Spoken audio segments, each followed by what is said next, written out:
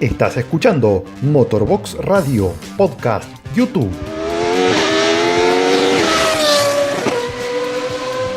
Con la participación de Esteban García, Leandro Masuccelli, David Durán, Pablo Mena, Eduardo Olmo y Alex García. Nos podés leer en www.motorbox7.wordpress.com.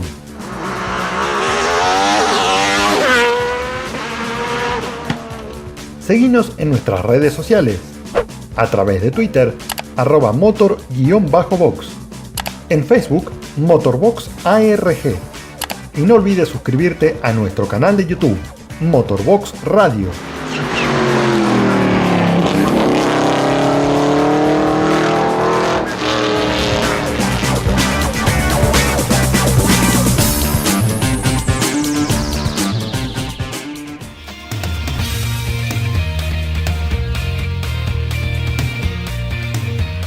Pero muy buenas a todos, queridos amigos, ¿cómo les va? Bienvenidos a una nueva entrega de esto que llamamos Motorbox Radio Podcast YouTube. Ya hemos llegado al programa número 8, señores. Nos vamos acercando al número 10, qué rápido se pasa todo esto. Como es habitual, me presento, soy Leandro Masuccelli, así que les doy la bienvenida a nuestra audiencia que nos viene acompañando fielmente semana tras semana. Y ya mismo voy a pasar a presentar a todos mis compañeros porque hoy tenemos un programa muy populoso e internacional. Arrancamos por el alma mater de este medio, el señor Esteban García, que tiene dos manos ocupadas cerrando la valija para irse directo hacia Termas de Riondo para cubrir el MotoGP, aunque cuando escuchen esto quizás ya haya estado instalado en la ciudad de la provincia de Santiago del Estero. ¿Cómo le va, García? Pero ¿cómo te va, Leandro? Buena semana para todos, como es habitual. Sí, no con la mano en la valija, pero prácticamente ya empezando a tocarla para abrir y meter todas las cosas allí dentro. Sí, va a arrancar la actividad de MotoGP en horas. Cuando escuchen esto prácticamente será en horas nada más. Pero ¿cómo no? Va a ser un gran premio. Hay muchas cosas para debatir, pese a que por ahí no estamos en un momento de la temporada donde se esté peleando el campeonato. La segunda fecha nada más. Pero hay varios temas, por lo menos 4 o 5 temas muy interesantes para debatir en este podcast. Pero no estamos solos. No se trata de gente de otros mundos, sino en este podcast. Exactamente, señores. Como dice García, no estamos solos. También vamos a analizar el mundo de las dos ruedas que se presenta aquí en Termas de Riondo el día de hoy. Porque desde España se suma también el señor Pablo Mena. Un gusto tenerte de nuevo por acá, Pablo. ¿Cómo te va? Hola, muy buenas. El gusto es mío una vez más. Pues muy contento de unirme una vez más a vosotros en este podcast de Motorbox y ansioso ya porque llegue el Gran Premio de Argentina y ver qué nos puede contar Esteban desde el circuito de Termas de Riondo. Muy bien, vamos a presentar ahora al señor Eduardo Olmos, a quien sumamos nuevamente en este espacio de Motorbox Podcast YouTube desde México. Eduardo, un gusto tenerte nuevamente. ¿Cómo te va? Todo muy bien, Leandro, amigos. Obviamente, una vez más, gracias por la invitación. Y pues aquí estamos, rumbo a un fin de semana con mucha actividad pues en todo el mundo motor. Bueno, vamos a presentar ahora en Motorbox Podcast YouTube a otro colega internacional que también ha colaborado con nosotros el año pasado en un excelente análisis, ¿se acuerdan? Que hemos hecho con el Rally Mundial. Señores, desde España, el señor David Durán. ¿Cómo te va, David? ¿Qué tal? ¿Qué tal? Saludos a todos. Hola, Leandro, ¿qué tal? Otra vez estamos aquí, pues bueno, comentando las últimas noticias o últimas novedades acerca de este Mundial de Rallys. Bueno, por último vamos a presentar al quinto integrante que nos va a estar acompañando en este podcast, también español. Yo le dije que hoy teníamos un programa bien internacional, el señor Alex García, para él primera vez que está en este espacio, así que te damos las gracias por estar sumándote. ¿Cómo te va, Alex? Bien, muy bien, un saludo a todos y un placer estar con vosotros hoy. Venimos de un fin de semana tranquilo a nivel de automovilismo, tuvimos mayormente actividad nacional con el turismo carretera en San Luis, ganó Lionel Pernía, un buen inicio de año para él, ya ganó en las 3 categorías distintas. Tuvimos además la segunda fecha del TC2000 en Concepción del Uruguay con otra victoria aplastante de Marcelo Ciarrochi y el Citroën C4. Y a nivel internacional, curiosamente, lo único que tuvimos fue la apertura de la Fórmula 3 británica, más entretenida me parece, con más variedad de ganadores. El protagonista de siempre, ¿no? El equipo Carlin, que ya tiene como líder del campeonato al danés Nicolai Kjærgaard, y muy emotivo, por cierto, el podio de Billy Monger, después de menos de un año de su terrible accidente. Pero, ¿para qué extendernos con lo que sucedió el fin de semana pasado cuando estamos en las puertas, mejor dicho, de otro fin de semana que, como bien dijo García la semana pasada, lo único que no hay son carreras de embolsados? Escuchá bien esta lista. Tenemos MotoGP en Argentina, NASCAR, IndyCar, Fórmula 1, Fórmula 2, BTCC, WTCR, Supercars, Stock Car, Super TC2000, Blancpain GT Sprint, abre el Super GT en Japón, Rally Mundial y Rally Argentino. Creo que no me olvidé de ninguna. Así que, dicho esto, muchachos, ¿qué les parece si abrimos este podcast zambulléndonos en lo que más va a acaparar la atención, así se dice, hoy por hoy en la Argentina, como es el Gran Premio Motul del MotoGP, categoría que ha desembarcado ya en la Argentina y en Termas de Río Hondo después de lo que fue la apertura en Qatar? Exactamente, sí, en el Gran Premio de casa, decir Gabriel Rodrigo, sí, la verdad que con mucha expectativa, las entradas están muy muy cerquita de agotarse, al menos en las más caras ya se han agotado en dos de ellas, en dos de esos sectores, así que bueno, no, quién diría que se agotarían primero las entradas más caras, pero bueno, así ha sucedido. Todavía hay lugares en la general, le decimos a la gente que puede estar escuchando esto y todavía quiere hacer el viaje a Termas de Río Hondo que hay disponible un camping. Sí, linda experiencia, yo no tengo esa posibilidad, pero para los que quizás puedan hacerla, y va a haber un servicio de micros, les contamos, desde el centro de Termas de Río Hondo, desde el centro cultural que da San Martín, justo en el centro de la ciudad de Termas, que lleva al circuito desde la mañana y vuelve desde las 5 de la tarde. No sé si habrá los mismos problemas que ocurrieron el año pasado, después de la carrera, que los micros no pasaban o no venían, no llevaban personas hasta el centro, pero bueno, quizás eso con mucho éxito se implementó el año pasado y a nosotros por supuesto nos sirve para trasladarnos al autónomo. Nosotros no contamos con vehículos, se sabe, así que bueno, más allá de eso, un circuito que fue reasfaltado, Pablo, en su mitad. ¿Y qué es lo que se comenta allá en Europa, no, de esta nueva configuración de asfalto? Porque Michelin ha decidido traer la módica suma de 12 diferentes compuestos de neumáticos. No son todos de seco, ¿no? Hay mitad de ellos son de seco, que varían en su distinta gama, y la otra mitad son compuestos de lluvia. Sí, exacto. La verdad es que el reasfaltado que cuenta con la mitad del recorrido, pues bueno, se entiende también porque ha sido un circuito que ha sido de los más exigentes con las gomas, que dio muchos problemas en el pasado, que incluso llegamos a ver una explosión en un neumático, y por lo tanto, pues en Michelin no han querido pecar de exceso de riesgos y han traído una gama muy muy variada de neumáticos, ¿no? Por un lado tenemos los de seco, que sumados a la clásica denominación de blando, medio y duro, han añadido un segundo neumático llamado medio, es decir, que añaden, digamos, un cuarto tipo de compuesto entre los slick, entre los de seco, y que entre todos ellos, digamos que simétricos serán todos asimétricos, simétricos, salvo el duro trasero, que sí que será asimétrico, y luego están por otro lado los de lluvia, los que está para pista mojada, que se prevé altas posibilidades de que llueva, sobre todo el viernes más el sábado, y algo menos para la jornada del domingo, para el día de las carreras. Tenemos el compuesto blando y el medio, tanto delante como detrás, y los delanteros serán simétricos, mientras que los traseros serán asimétricos. ¿Qué diferencia hay entre el neumático simétrico y el asimétrico? Yo lo que tengo es que hay una parte de esos que son asimétricos, que hay una parte de la carcasa de ese neumático que es más dura y otra no tanto. ¿Esto es así?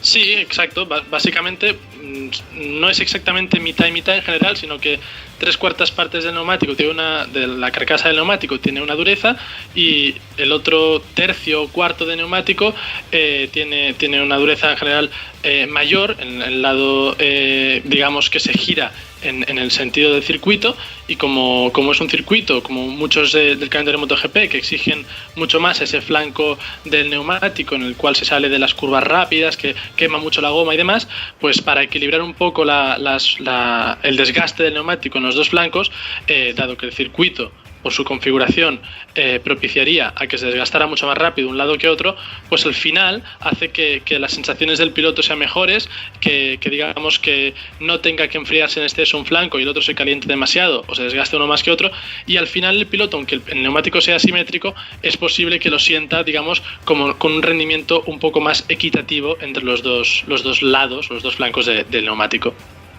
Uh-huh.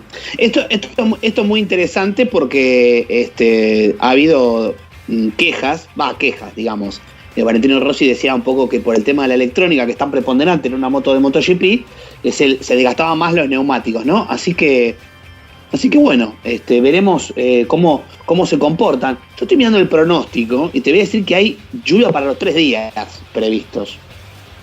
Sí, es lo que comentábamos, que bueno, si hay lluvia, pues al final Michelin también ha venido preparada con 2 tipos de neumáticos de lluvia, y sin duda alguna pues removerá más las carreras y de alguna forma las hará más imprevisibles.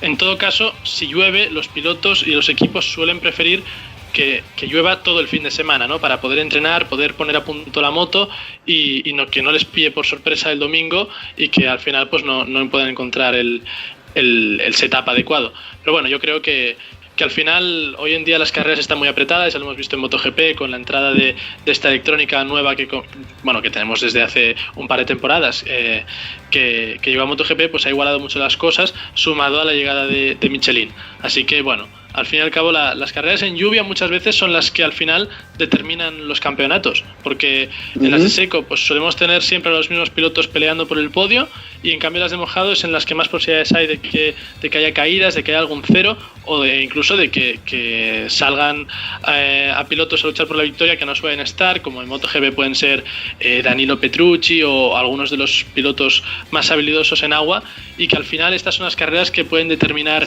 el devenir del campeonato si no estás arriba sistemáticamente cogiendo un buen saco de puntos. Bueno, justamente uno de los problemas que quizás tuvo Dovi el año pasado fue no haber sumado puntos a Argentina, que después a la larga terminan doliendo los puntos, más allá de la carrera en Australia.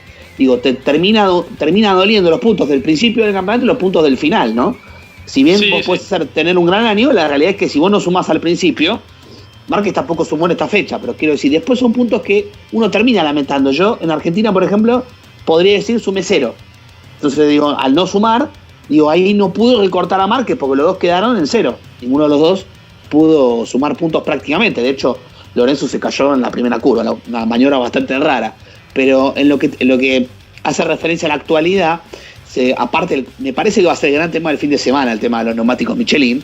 Sobre todo por lo que pasó el año pasado, por ahí está bueno recordarlo. Habían traído un compuesto más duro, pero no se pudo probar. ¿Se acuerdan? El año pasado hubo una huelga gremialista en contra del gobierno que tenemos en Argentina, y bueno, por ese motivo no llegaron los neumáticos a tiempo. Hay una cosa muy cierta de esto, que es, por lo menos para mí, que como vos bien decías, Pablo, para mí el circuito de Termas en lluvia ha demostrado, Leandro lo puede quizás también comentar con nosotros, ha sido de los mejores en Argentina en cuanto al drenaje del agua. Incluso en competencias con mucha lluvia. Recuerdo una carrera de Super TC 2000 en Argentina, donde había tanta lluvia, pero el circuito estaba impecable. Digo, me parece que podemos propiciar una buena carrera como sucedió el año pasado en Motegi, Pablo, ahí que se definió también con Dovi y con Márquez en la última curva. García. Sí, sí. ¿Puedo acotarle un dato negativo? Perdón, pero hubo una carrera, yo recuerdo, no sé si fue en 2015, del Top Race, que también fue una competencia que en los primeros minutos hubo un diluvio impresionante, pero atroz, que después paró, después la nube se despejó, la lluvia se fue, pero en esos primeros 5 minutos que llovió terriblemente, me acuerdo que hubo en la curva, no sé si era la 6 o 7, que era una de las tantas horquillas que tiene Termas, hubo como 6 coches que se despistaron justos en la misma curva y fueron todos a parar a la cama de Leica. Creo que fue el único antecedente negativo que se nota, porque después sí, como vos bien dijiste, climáticamente el circuito siempre responde bien. Claro, tal cual, sí, es verdad, pero bueno, el Top Race es una categoría que tiene ciertas particularidades que no vale la pena comparar, justamente porque no es como las demás. Pero a lo que iba justamente Pablo, es que bueno, podemos llegar a ver una buena carrera en lluvia. Sí, yo creo que, bueno, al fin y al cabo es un circuito de máximo nivel, ¿no? Seguramente, pues, al ser un circuito también más nuevo, con un nuevo resfaltado y demás, pues siempre se mejora un poco la calidad del asfalto y demás. Y, por supuesto, pues esto propiciará que un circuito con este nivel de instalaciones y de preparación, pues que drene mucho mejor, a lo mejor, que otros que no tienen unos cuidados tan detallados como pueden exigir la FIM y el Mundial de MotoGP. Al final, en lo que se ha visto en los últimos años, sobre todo desde la llegada de Michelin, es que lo más importante ya no es tanto la cantidad de lluvia, sino la temperatura que haga con la lluvia. Me parece que se prevén temperaturas bastante altas y ante esto no suele haber generalmente problemas entre los pilotos, pese a que llueva, ¿no? Porque el problema que tienen muchas veces algunos pilotos como Dani Pedrosa, por ejemplo, o algunos de los que pesan menos o tienen un estilo de conducción más fino, es que no consiguen que el neumático trabaje a la temperatura adecuada. Los Michelin tienen digamos un margen de temperatura de funcionamiento muy concreto, y si se salen de ese, la moto empieza a no girar, no encuentra la adherencia y pierden muchos segundos por vuelta. Entonces, lo más importante será que todos los pilotos consigan encontrar entre el compuesto más blando y el menos blando, el más duro, de los dos de mojado, si es que llueve, encontrar cuál es el que les funciona mejor, y a partir de ahí que funcione en la temperatura adecuada. Por lo demás, en cuanto a las condiciones del asfalto, pues no debería ser un problema pese a que llueva, ya que el circuito de Termas está más que preparado.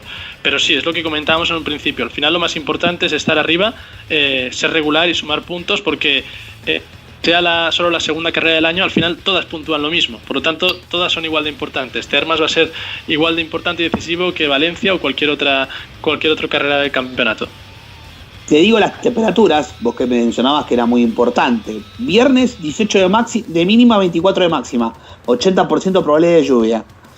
El sábado también 20 de mínima, 24 de máxima, y el domingo 21 de mínima, 29 de máxima. Estoy hablando en grados centígrados, ¿sí? Y la probabilidad de lluvia, bueno, aumenta al 60% el domingo, ¿sí?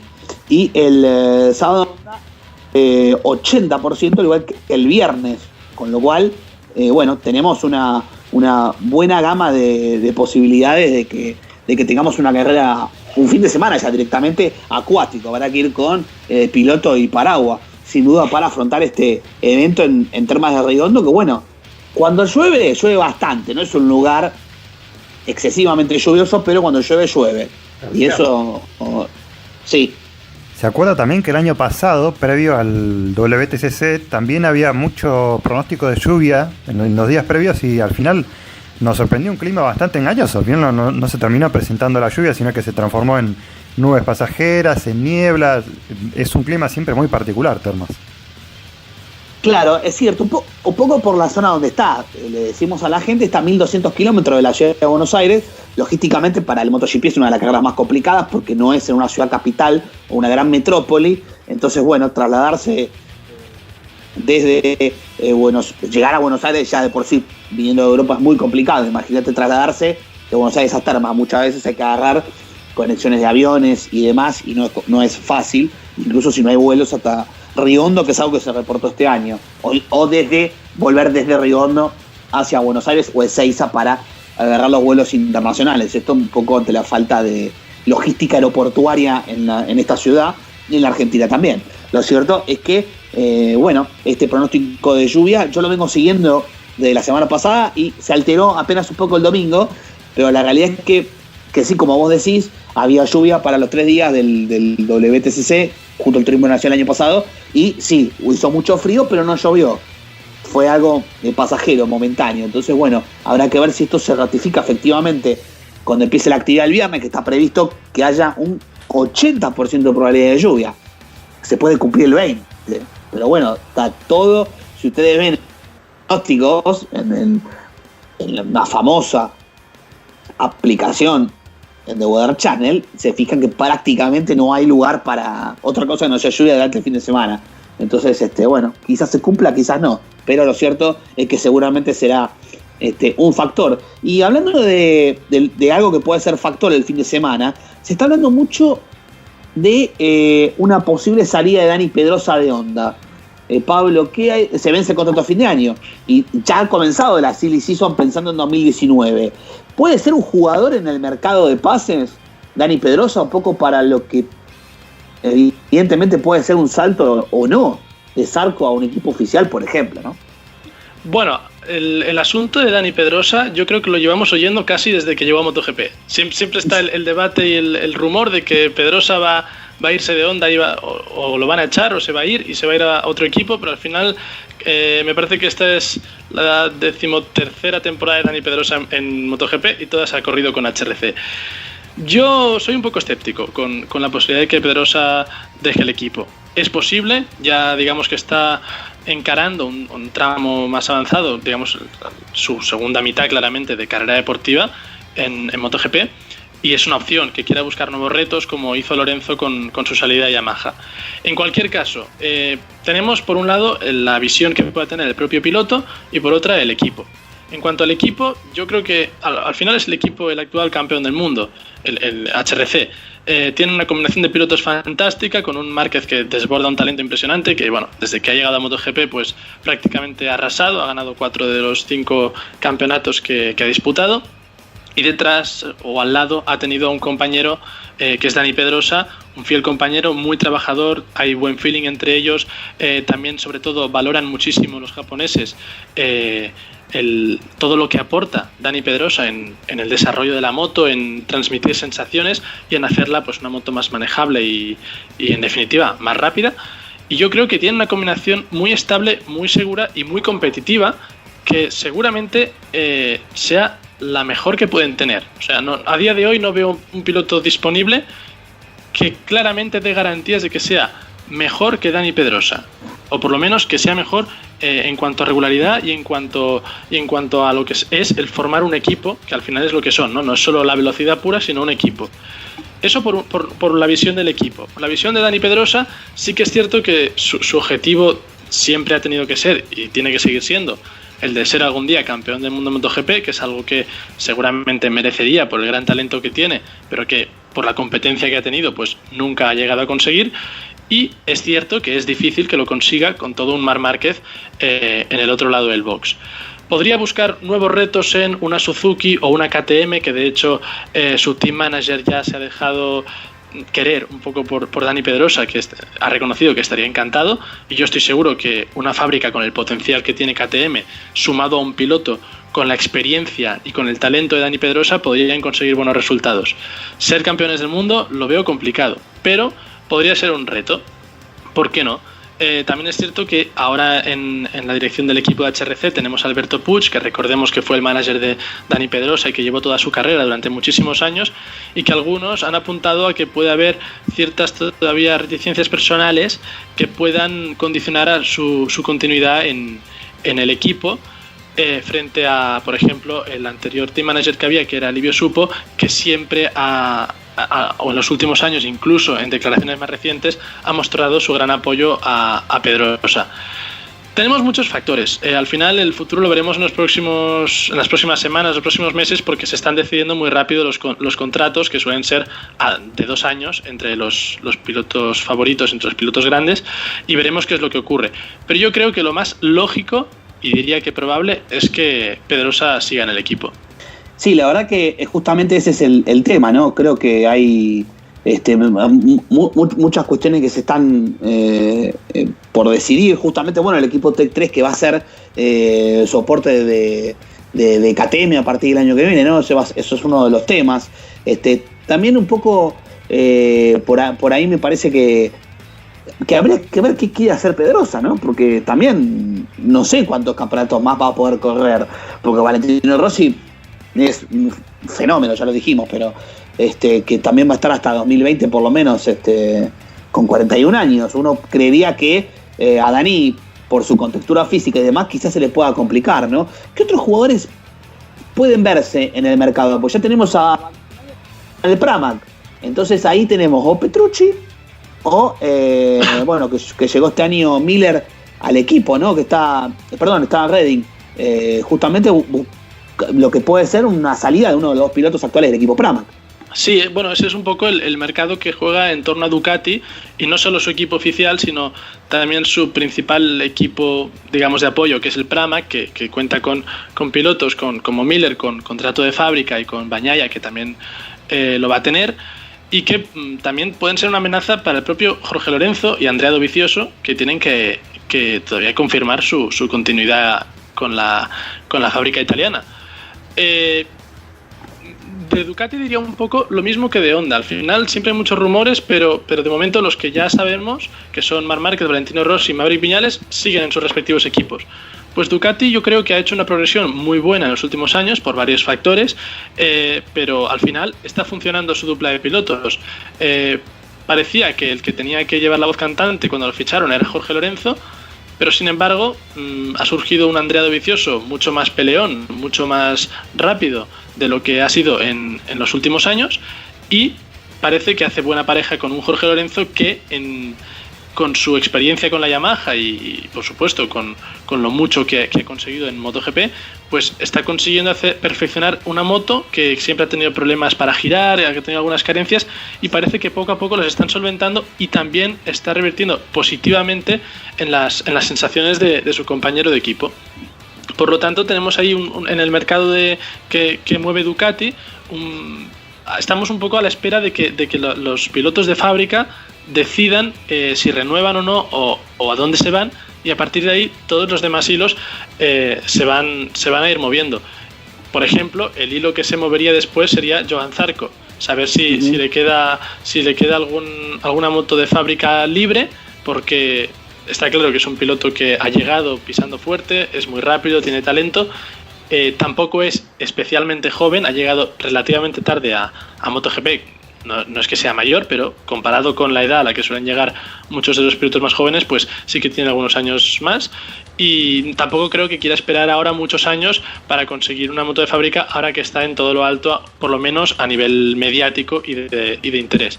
Por lo tanto, tenemos que estar un poco a la espera de ver qué ocurre con los pilotos de fábrica y ver cómo se van recolocando todos los demás a raíz de las decisiones que tomen estos pilotos top. Sí, bueno, justamente una de las es una de las grandes cuestiones pensando en el mercado del año que viene, porque Valentino Rossi declaraba a la Gaceta de los Sport, bueno, o sea, Zarco quería mi moto, bueno, es obvio que Zarco quiere una moto oficial, ¿no? Y creo que ha dado los resultados para merecerla. Desde los resultados, cómo se adapta, ¿no? Un trabajo en un equipo oficial es diferente al trabajo en un equipo privado, uno imagina también por la cuestión presupuestaria, pero, por ejemplo, Pol Espargaró dijo, un poco a la inversa de lo que quiere Zarco, que él aprendió un año en KTM todo lo que no aprendió antes. Es raro, ¿no? Porque él estuvo en el mismo equipo con que ahora está Zarco. Justamente Zarco llegó a reemplazar el año pasado a Pol Espargaró, ¿no? Cuanto menos curioso. Sí, pero bueno, claro, al fin y al cabo Johan Zarco tampoco ha tenido la experiencia que ha tenido Pol Espargaró de hacer ese cambio de equipo y ver cómo se trabaja con un equipo de fábrica. Muchas veces hemos llegado a ver pilotos que incluso pueden tener peor rendimiento en algunas carreras con una moto de fábrica en un equipo oficial que en un equipo satélite, y esto es porque a lo mejor son pilotos rápidos, pero en un equipo satélite que pueden llevar la moto del año anterior o que no llevan las últimas piezas, pues ya tienen la configuración hecha y es mucho más fácil sacar los tiempos enseguida y encontrar las sensaciones porque ya lo tienen todo muy claro en los equipos. En cambio, en los equipos de fábrica, KTM, que hemos llegado a ver en algunos grandes premios, que ha llevado distintos tipos de chasis que tienen mucho potencial, muchas piezas nuevas, pues sí que es cierto que es una posibilidad para los pilotos de probar muchas cosas, de tomar decisiones, de madurar como pilotos y también hacer a su gusto las motos, es decir, a largo plazo, al fin y al cabo, adaptarlo a su estilo y obtener un mejor rendimiento, pero también hay que saber interpretar en general los pilotos, pues al fin y al cabo, si no se tienen las sensaciones y la experiencia para desarrollar una moto y llevarla por el camino que uno quiere, pues tal vez puede ser más fácil estar en un equipo satélite. Supongo que esta es un poco la línea de la que comentaba Pol Espargaró, ¿no? Que ha madurado mucho como piloto en un equipo de fábrica, pudiendo tomar sus propias decisiones y tomar su propio camino. Veremos si Johan Zarco en un futuro entra en un equipo de fábrica, ya sea KTM o con una Yamaha oficial o lo que sea. Veremos hasta qué punto es capaz de liderar el desarrollo de la moto en un equipo. Sin duda, Pablo, justamente este tema del desarrollo de la moto, ¿no? Justamente me parece que KTM fue de las más flojitas de las marcas oficiales, ¿no? Que en el arranque de Qatar, pero bueno, sin dudas también Aprilia con el tema del motor que le llegó un poco último momento. Y bueno, justamente pasando un poco a las categorías inferiores, tenemos el Gran Premio de casa para Gabriel Rodrigo, pero resulta ser que Honda llega muy bien parada después de la primera carrera porque han dominado todo lo que fue en Qatar. Podemos ver a las KTM un poco más adelante peleando en Moto 3, si bien es cierto que Rodrigo había hecho en Qatar, lo cierto es que bueno, no estaba a 6 décimas, ¿no? Y esa diferencia en clasificación se notó después en la carrera, ¿no? Donde Gabri peleó por el pelotón del podio. Sí, parece que en KTM han hecho más o menos un buen trabajo en la pretemporada de esta temporada 2018, pero que todavía les queda un poquito para llegar al nivel de perfeccionamiento y de sensaciones que tienen los pilotos de Honda. También recuerdo que declaraba Jorge Martín justo antes de empezar el Gran Premio de Qatar que las diferencias ya entre las dos motos son muy reducidas y que quizás la diferencia la están marcando más los pilotos, ¿no? Que parece que los pilotos con más experiencia, o por lo menos que están más en forma, están en equipos con una moto de Honda y no de KTM. Evidentemente los pilotos de KTM tienen una máquina que con la como mínimo poder disputar las carreras a los pilotos de Honda. Al final la diferencia la van a marcar los pilotos y parece que Jorge Martín, Aron Canet y Enea Bastianini pueden ser los favoritos para la mayoría de carreras del campeonato. Evidentemente Gabriel Rodrigo tiene una oportunidad porque lo vimos en el mismo Gran Premio de Qatar, que hizo un buen quinto puesto, que se mantuvo en el grupo perseguidor, ¿no? Porque Jorge Martín, como empezó a tirar muy fuerte en el inicio de carrera, tenía mucho ritmo, consiguió llevarse a Aron Canet y al propio Bastianini y se quedó un poco a una distancia un poco más grande respecto al líder, pero aún así durante la pretemporada estaba trabajando mucho en el ritmo de carrera y no tanto en la velocidad de una vuelta, que ya vimos en distintas clasificaciones el año pasado que la tiene. Y por supuesto, si hace baza de esa regularidad y no se cae, que son muchos de los miedos que ha tenido, más bien psicológicos, el propio Gabri, pues evidentemente con regularidad y estando arriba tiene opciones de luchar por podios y de conseguir posiciones muy positivas al final del campeonato y que llame la atención no solo del RBA sino de otros equipos de cara al mismo 2019.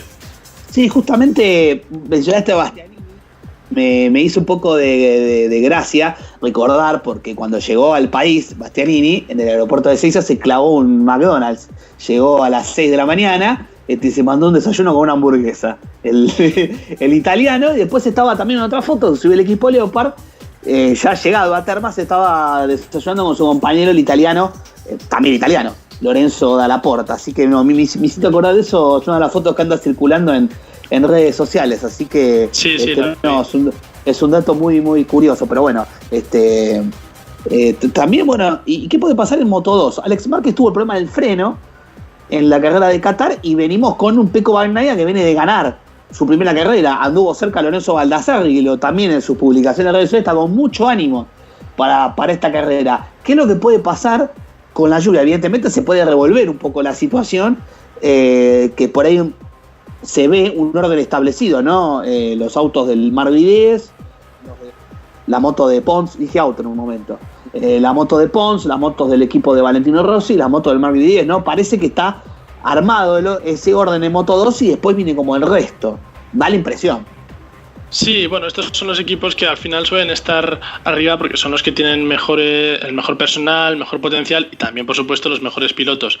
Al final vemos que todos los que has mencionado son los de Kalex, que parecía que la KTM acabó el año pasado muy muy fuerte, incluso dominando las últimas carreras, y que parecía que con la línea ascendente que estaban siguiendo podrían estar un paso por delante de las Kalex, pero sin embargo vimos en Qatar como seguían, digamos, pues Bagnaia, Baldassarri, Alex Márquez, que fueron los más fuertes, todos ellos de 3 equipos distintos, pero todos de Kalex, estuvieron un pasito por delante de Miguel Oliveira y Brad Binder, que se vieron relegados a ese segundo grupo, que acabaron a unos 10 segundos de la cabeza y que por lo tanto pues todavía tienen un poco de trabajo que hacer. Yo, pues sí, seguramente los contaría ellos como favoritos.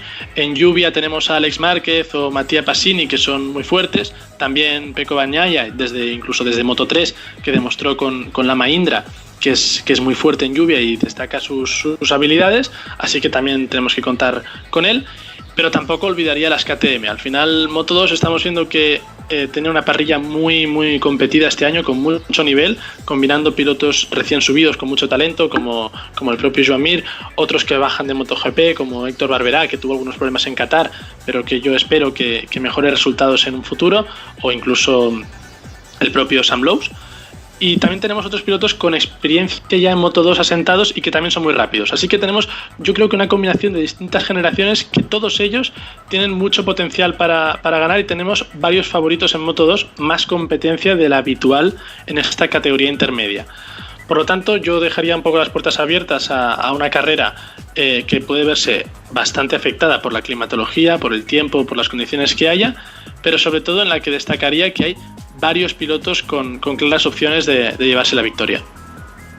Sin duda, creo que puede ser un gran premio muy interesante, no solamente por la climatología, sino en las tres categorías parece haber un orden establecido de 2-3 equipos y un poco más el resto. Si se revuelve la clasificación, como sucedió en MotoGP el año pasado, bueno, me parece que vamos a estar ante un evento muy interesante de lo deportivo y sin duda más con toda la expectativa. Obviamente Valentino Rossi es el gran ídolo aquí de parte de los monteros. Márquez un poquitito, pero muy atrás de lo que genera Valentino Rossi, que lo tuve la posibilidad de presenciarlo el año pasado. Uno se pregunta siempre, ve a estas figuras, realmente cuál es el nivel de idolatría o hasta dónde llega. Bueno, que la gente, un contingente de, no sé, siempre 100, 200, 500 personas en el hotel del circuito, en el Termas 1, que es el que está a la entrada del circuito, siempre lo están esperando, ¿no? Y cosa que no pasa con otros pilotos, ¿no? Por lo menos en Argentina no pasa con otros pilotos que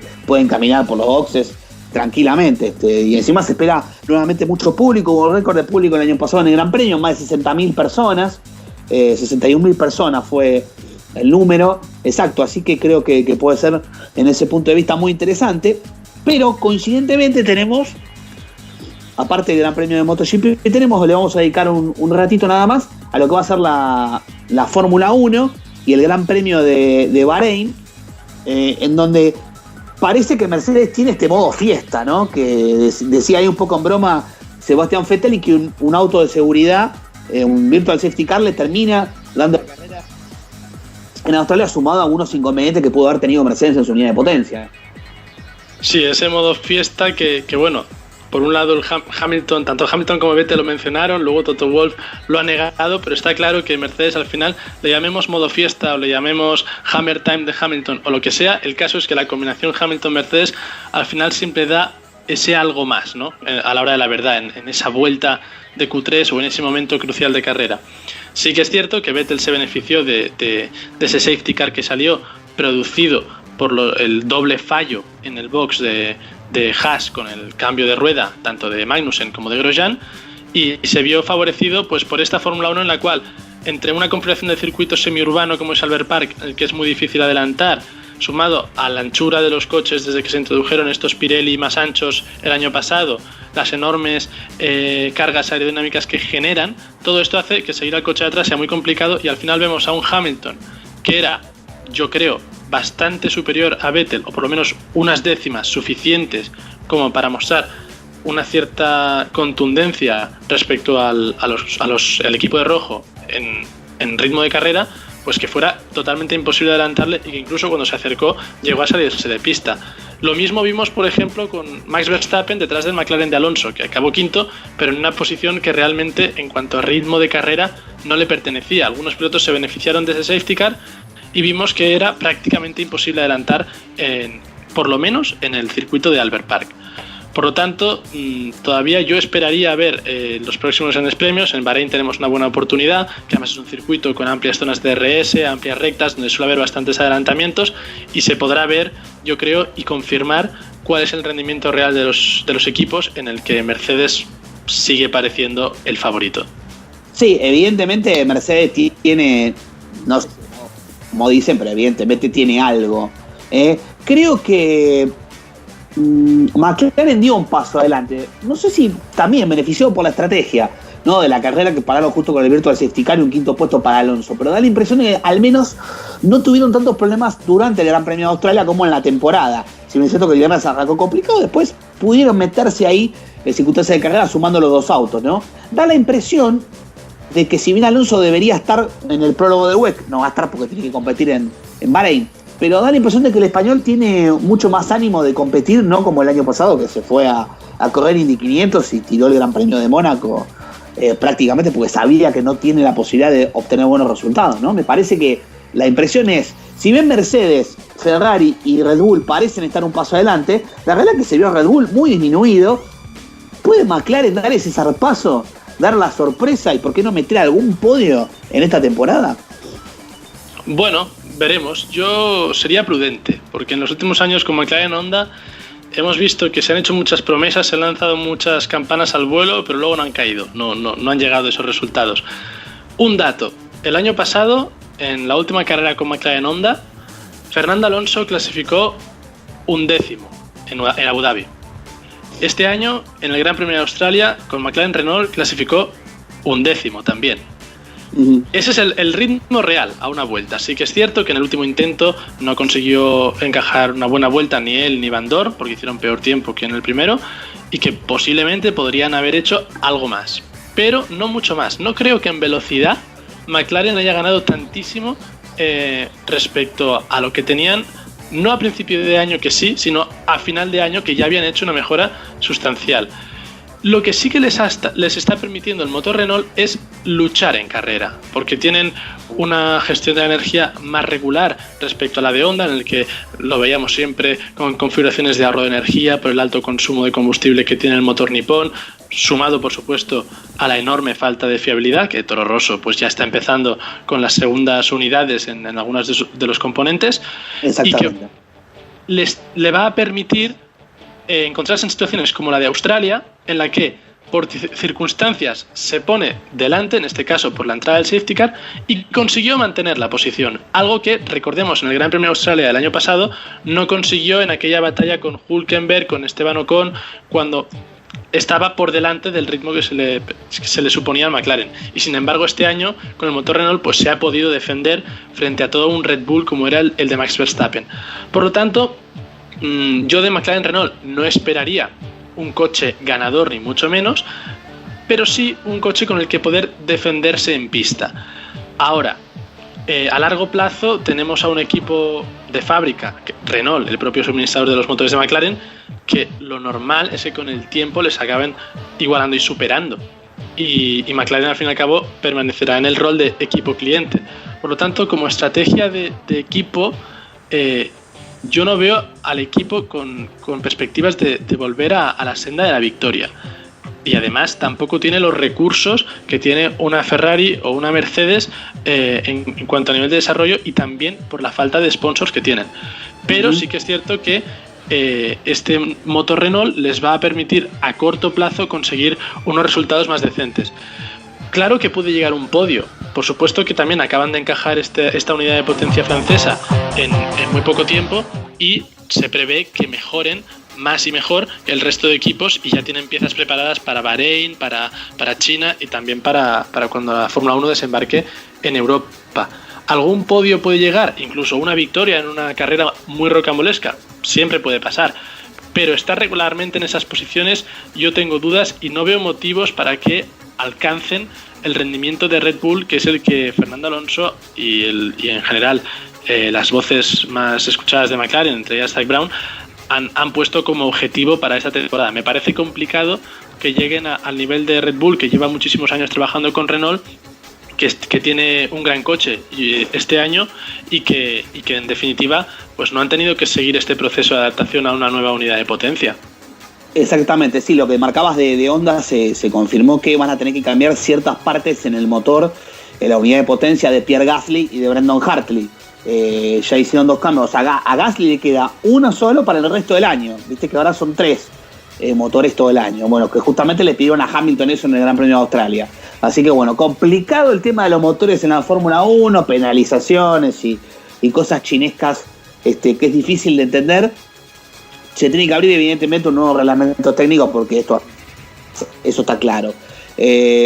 para ya comenzar a despedirte en esta parte final de este bloque sobre MotoGP, que bueno, estaré cubriendo, como ya lo dijimos, el Gran Premio de la República Argentina. Hagamos una especie de porra, como dicen los españoles.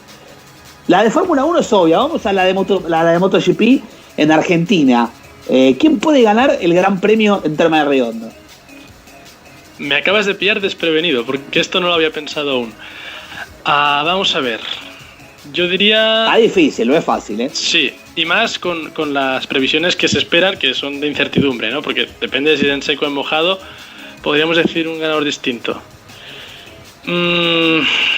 Dovizioso, otra vez. Dovi en la lluvia.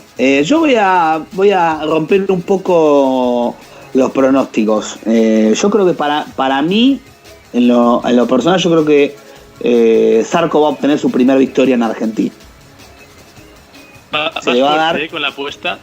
Yo creo que se le puede dar, si llueve va a tener más chances que en seco. Está claro que en seco es relativamente inferior a las motos oficiales, ¿no? Se vio en Qatar que tuvo un rápido desgaste en el neumático. En lluvia se equipara todo un poco más. Vamos a ver qué pasa. Muchachos, como siempre dicen, el tiempo en los medios es tirano, así que hemos llegado a la mitad de este programa. Así que si les parece, nos vamos a una pequeña pausa. No te vayas, escuchad todo lo que se viene en el segundo bloque. Vamos a analizar la previa del Rally Mundial en Córcega con David Durán y todo lo que acontece en el mundo del NASCAR e IndyCar con Eduardo Olmos. También la apertura del Super GT con Alex García y todo lo que hay que saber porque se viene un fin de semana con Supercars, WTCR, BTCC, Blancpain y mucho, pero muchísimo más. Quédate que en breves instantes volvemos con más Motorbox Radio Podcast YouTube. Nos podés leer en www.motorbox7.wordpress.com. Seguinos en nuestras redes sociales, a través de Twitter, @motor_box, en Facebook, Motorbox ARG. Y no olvides suscribirte a nuestro canal de YouTube, Motorbox Radio.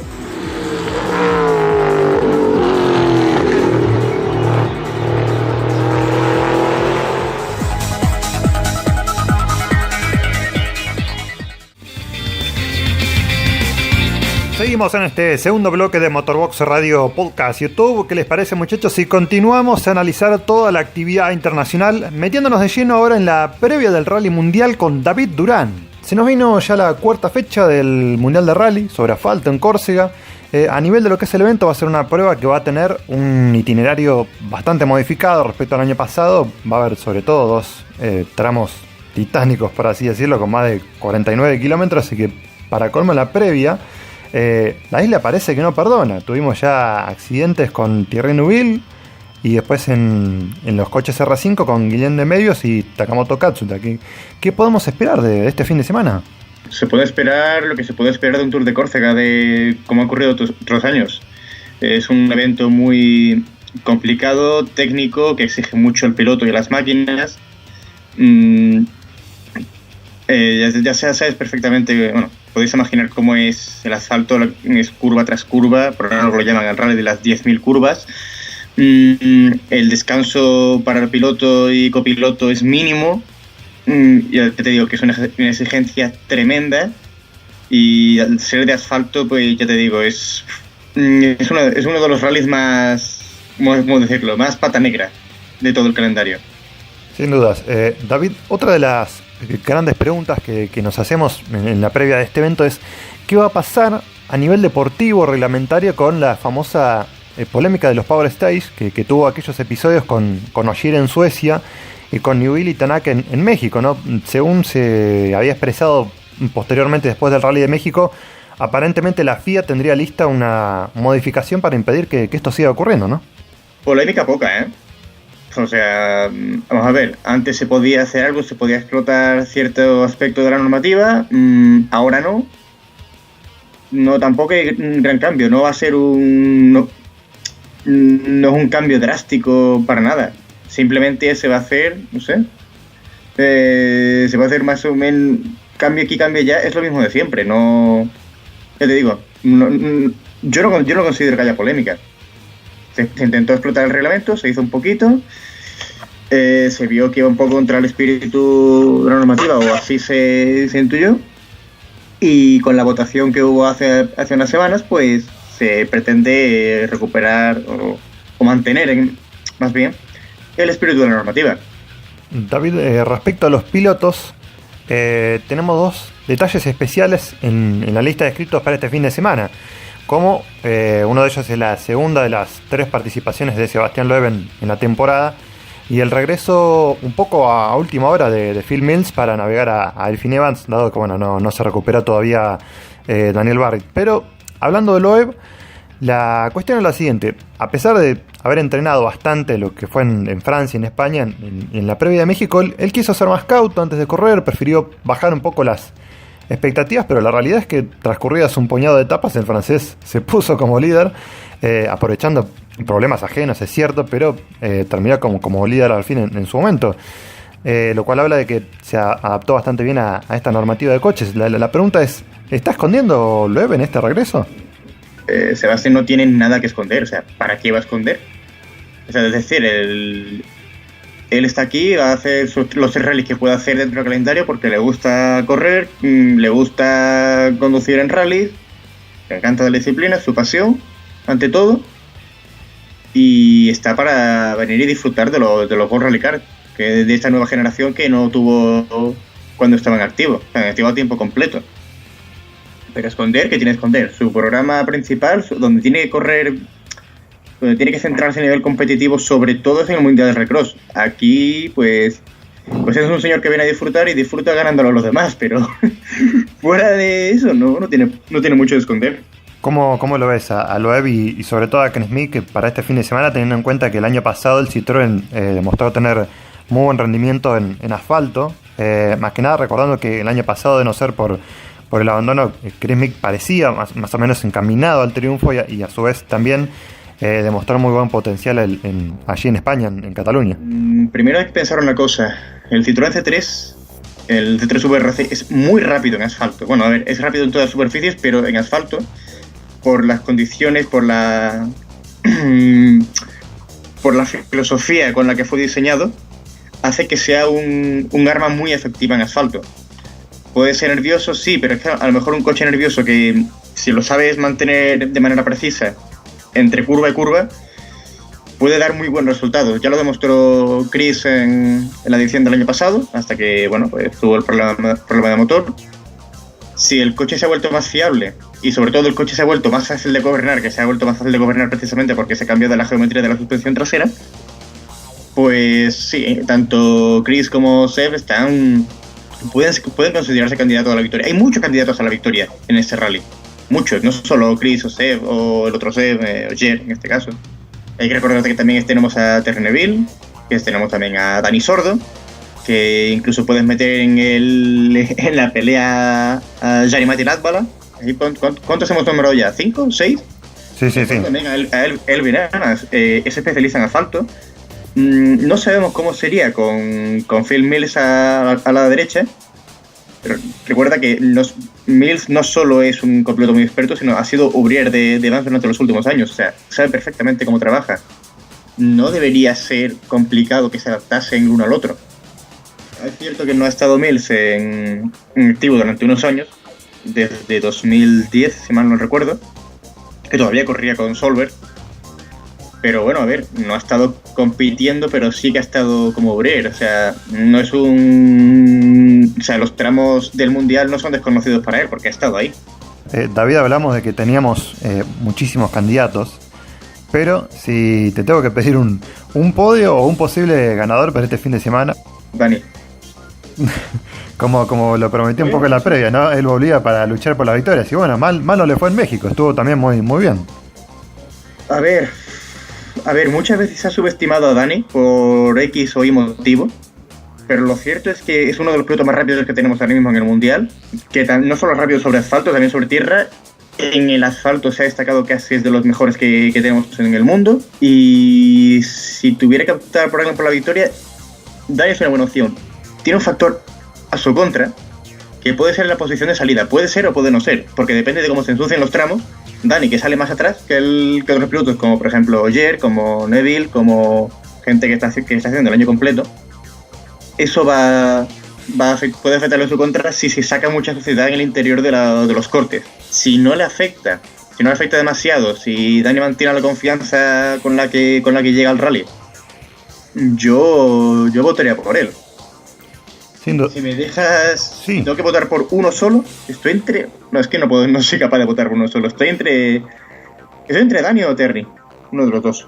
Probablemente. Vamos a estar atentos a ver cómo evoluciona el fin de semana. David, a nivel de WRC2 tenemos un contexto tan, me parece que interesante como preocupante. Lo hablamos hace instantes, ¿no? Ya se accidentaron tanto Katsuta como de Mebius, con lo cual nos quedan los Skoda de Kopecky Baby contra muchas incógnitas, ¿no? Tenemos el debut de los C3 R5 con Lefebvre y Bonato, Hyundai que va a apelar a esfuerzos privados con Xiamin y Lubet, y los Fiesta R5 que nos quedan mayormente representados para los españoles con Nils Solans, además de Hiroki Arai, y bueno, nos queda Gridsmith que va a estar fuera de los puntos en RC2. ¿Qué nos puede esperar para este fin de semana? La antesala del Rally Mundial en Córcega. Está, preocupación poca, la verdad. Con Tiedemann suelto por ahí, con otro piloto súper rápido con Skoda, como es Baby por ahí. Yo creo que preocupación poca, pero sí, yo votaría casi por un doblete de Skoda, siendo directos. Estoy seguro de que Neil lo va a hacer genial, de que va a sacar el máximo partido de su Fiesta R5, si la mecánica se lo permite, no con lo que ocurrió en México, pero estoy seguro que va a hacer un gran papel. Dentro de sus cualidades tiene maquinaria, tiene manos, por supuesto, tiene también un gran copiloto como es Miki Ibáñez a su derecha. Ahora bien, si me dices dónde estará, no sé si me aventuro demasiado diciendo podio de Neil, o yo creo, o sea, un top 5 sí lo veo más que posible para él. Más que posible. Podio, pero complicado, dependerá también de los otros, pero sé que va a hacer un gran resultado. Más pilotos que podemos tener en cuenta, bueno, Lubet viene del Rally Azores, donde no estuvo entre los primeros, y también está, creo que no lleva muchos rallies con el E20 R5. En el caso de Nico Zemin, lleva a lo mejor el i20 R5 más parecido al oficial que se puede tener, dado que sale con Sarrazin Motorsport, y en definitiva es la misma estructura que lleva el coche de Jari Huttunen, el piloto de desarrollo de la marca. Aún así, que sea capaz de derrotar a los Skoda, incluso siendo los dos pilotos que corren en casa, es que es complicado, ¿eh? Parece complicado romper el dominio de Skoda ahora mismo. Quería hablar un poco también sobre los C3R5, que bueno, son la mayor incógnita, dicen que va rápido, lo importante también no es solo que sea rápido, sino que sea fiable. Aunque yo creo que es un coche que necesita todavía desarrollo, porque vale, ya lo han evolucionado, ya lo han homologado, pero claro, tiene mucho menos rodaje que los otros coches en pista. El hecho de que no solo lleven a Lefebvre, sino también a otro piloto como es Jean Bonato, que como ya sabemos es campeón de Francia de Rally de Asfalto, es el vigente campeón, pues bueno, denota que lo que quiere Citroën es sacar la mayor cantidad de información, de recopilar datos todo lo posible para acelerar un poco más ese proceso de desarrollo. Ahora se trata de recortar distancias con Skoda como sea, tanto en términos de tanto dentro como fuera de la pista. David, ¿cómo crees que va a evolucionar un poco el famoso proyecto que había circulado entre Nasser Al-Attiyah y Toyota? Porque se había hablado en su momento de que se iba a subir al famoso cuarto Toyota Yaris, que iba a comenzar justamente aquí en Argentina, un programa de 5 fechas, pero de repente nos topamos con algunos conflictos diplomáticos en Qatar, esta irrupción también de Katamoto Katsuta, del cual, bueno, después de aquella victoria apoteótica en Suecia, ya se está especulando hasta que podría manejar un WRC en esta temporada. ¿Se habrá truncado ya realmente el proyecto de Nasser? Bueno, a ver, no es que hable todos los días con Nasser, ¿sabes? No sabría decirte a ciencia cierta. Pero, a ver, piensa por ejemplo que Nasser ya intentó llevar adelante un programa el año pasado, para rescatar el Volkswagen Polo rescatarlo con un equipo semioficial que hubiera llevado tanto a Nasser como a Ogier. No le salió bien. Ahora está con Toyota, pero claro, con todos los compromisos que puede tener de un lado o de otro. No sé, yo realmente jamás me puse a investigar el tema en profundidad, porque tampoco veía yo una idea clara. Yo en los rallies que he estado del Mundial este año, pues es que no he escuchado nada de nada. Y claro, he estado después del Dakar, o sea, después de que se hubiese iniciado las primeras conversaciones. Que por supuesto Nasser ha mostrado interés, seguro. Que ha estado más cerca o menos cerca, ya eso no te lo puedo decir porque ya sería divagar o especular. Muchachos, vamos a dejar ahora por un instante el mundo del rally para tomar un vuelo imaginario hasta Norteamérica, porque tenemos un fin de semana intenso entre la NASCAR y la IndyCar, pero para ello vamos a darle el pase a quien más sigue la actualidad de estas categorías, como Eduardo Olmos. Venimos de un fin de semana con una ligera pausa en el mundo del NASCAR, de esas que ya no van a ser tan habituales porque tenemos de ahora en más una buena racha continua hasta junio.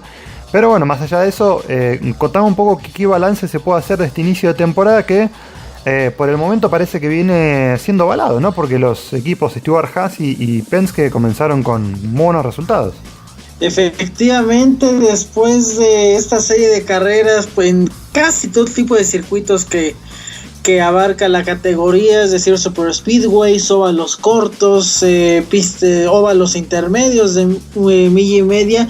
Sin lugar a duda, los representantes de Ford han sido los que han marcado la pauta, en especial Stewart Haas Racing, que ha ganado 4 de las primeras 6 competencias, 3 de parte de Kevin Harvick, quien mantuvo ese ritmo, esa magia que recuperaron desde el otoño del año pasado, y un Clint Bowyer que finalmente se sacó ese peso de encima al ganar una competencia. Entonces, sin lugar a duda, el equipo de Stewart Haas por ahora es el equipo a vencer.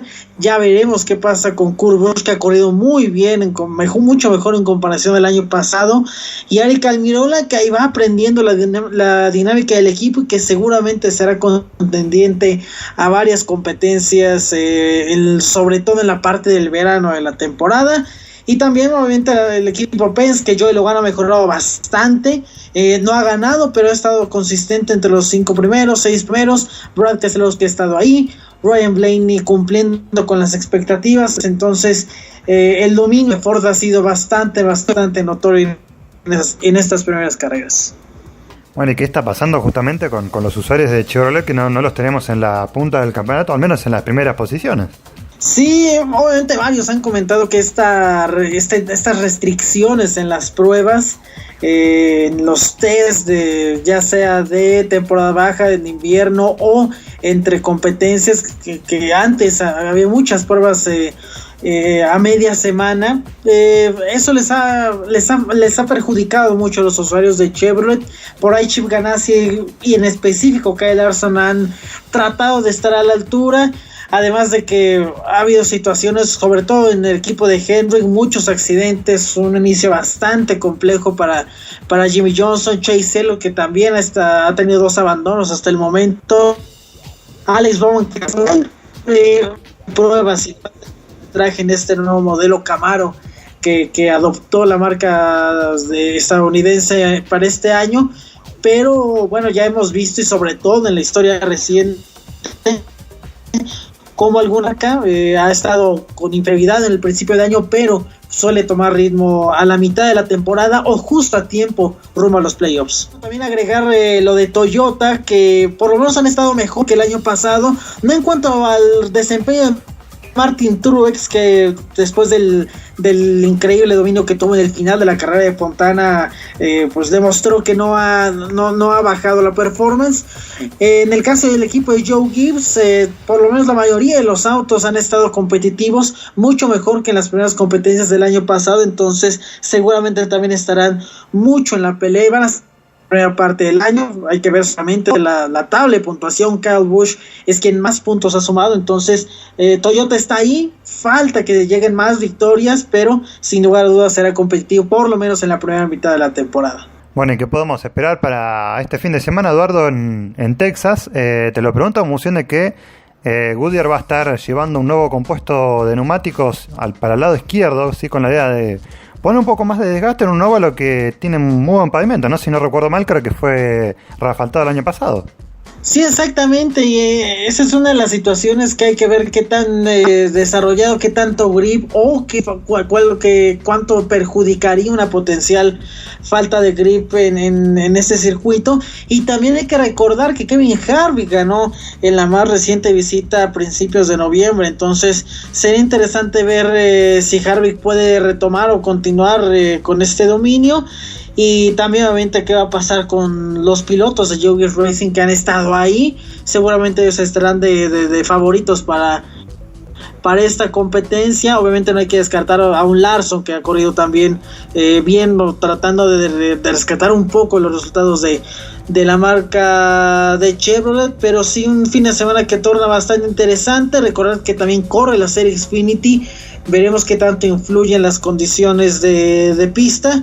Y bueno, pues a ver qué puede ocurrir también con Daniel Suárez. No ha tenido el mejor de los inicios de la temporada, hay que reconocerlo, que varias circunstancias de competencia lo han perjudicado con potenciales resultados. La velocidad está ahí, pero muchas situaciones han ocurrido también en esta primera parte de la campaña que lo han dejado hasta ahora fuera del top 20.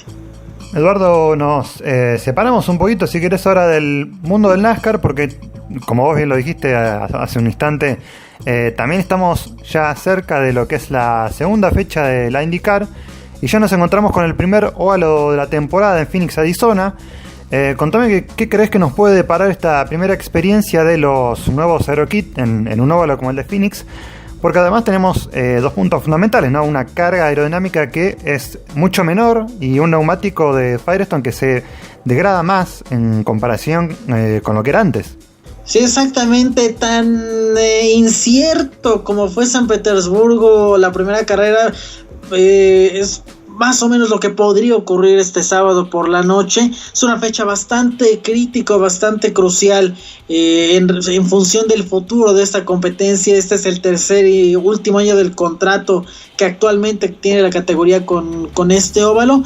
Y sí, como decías, a pesar de que probaron en el Spring Training en febrero pasado, las condiciones de pista en las que van a llegar serán bastante diferentes. Habrá más temperatura, habrá más humedad, el cambio del día-noche será bastante notorio, y obviamente las características de los nuevos autos, ya decías, menos downforce. Están muy esperanzados en que el estilo de competencia o la dinámica de competencia tenga mucha más actividad, que haya más rebases, que los pilotos tengan que trabajar más, levantar más a la hora de negociar con las curvas. Entonces es una fecha bastante interesante.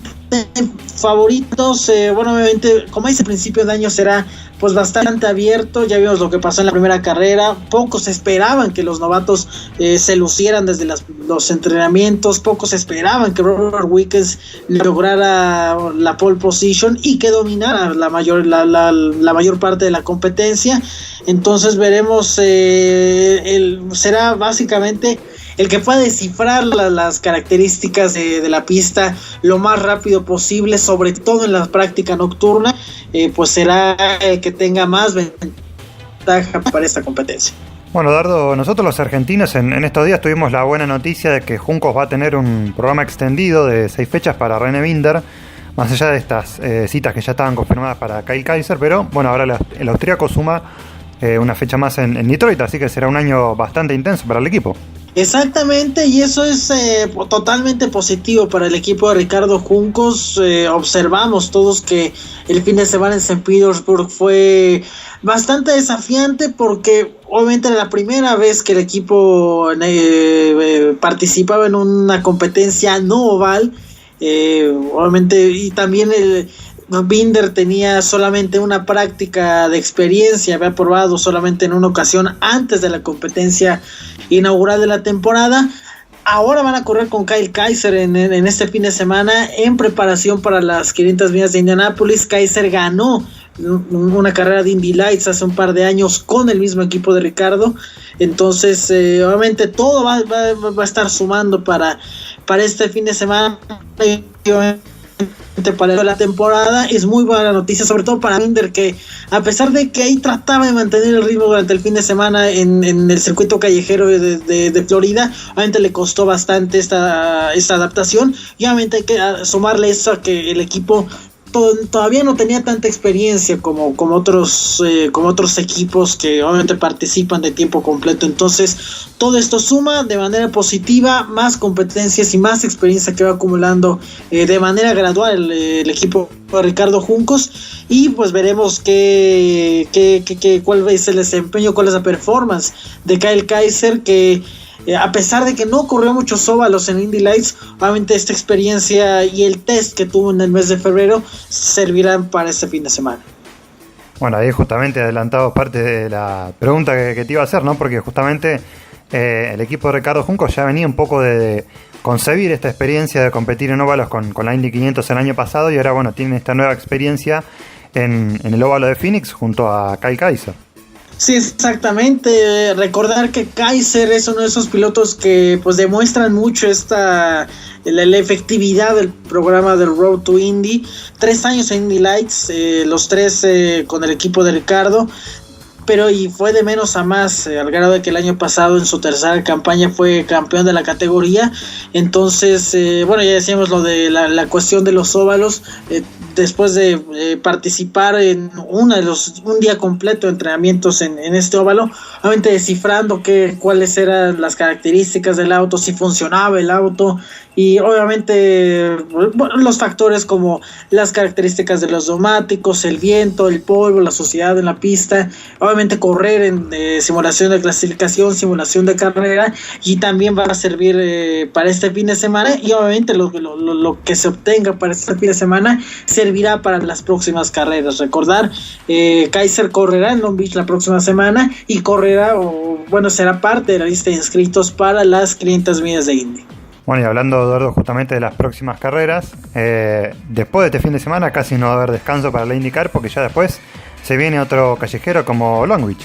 Sí, exactamente, 3 carreras en 3 fines de semana y 3 tipos de circuitos distintos. Phoenix, un óvalo corto; Long Beach, un circuito callejero; y después el mismo circuito de Alabama, un trazado permanente, mucho del estilo europeo, y en el que incluso en este descanso de 3 semanas completo de inactividad, pues la mayoría de los equipos estuvo probando, incluyendo a Helio Castroneves, que pues también tuvo su primer acercamiento al nuevo Aerokit, también como parte de su preparación para las 500 millas de Indianápolis. Entonces, pues ya de aquí hay muy pocos descansos aquí. Ya déjense de aquí a la Indy 500, sino de aquí hasta el resto de la temporada. Recordar que la campaña acaba en septiembre, son 16 competencias las que quedan. Una de ellas solamente las 500 millas, que incluye 2 semanas completas de actividad. Entonces será muy muy intensa, y obviamente con mucha experiencia que tendrán los equipos, y que sobre todo en esta primera parte del año veremos quién puede ser candidato inicial para el título. Sin duda, Eduardo, vamos a tener un mes de abril para la IndyCar bastante activo, como vos bien decís, 3 carreras seguidas en un mes que nos va a quedar apenas un fin de semana libre para la categoría. Bueno, muchachos, habíamos hablado ya de Rally Mundial, de NASCAR y de IndyCar, así que le vamos a dar continuidad a este podcast que tiene un intenso, interminable carrusel de actividad internacional, con la apertura del Super GT en Okayama. Alex, parecía que faltaba mucho, pero se voló el tiempo, después de aquella definición apasionante de Motegi. Ya estamos ante otra nueva temporada con el campeonato japonés, que para este año tiene novedades en el calendario, detalles deportivos, muchas caras nuevas internacionales, y sobre todo para los que estamos fuera de Japón, la gran noticia de que Nismo nos va a dar otro año más llevándonos las carreras en directo. Efectivamente, una noticia además fantástica.